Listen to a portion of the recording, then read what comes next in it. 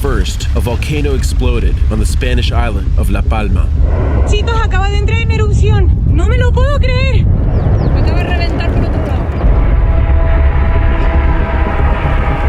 Rivers of lava flowed down the slopes, engulfing everything in their path.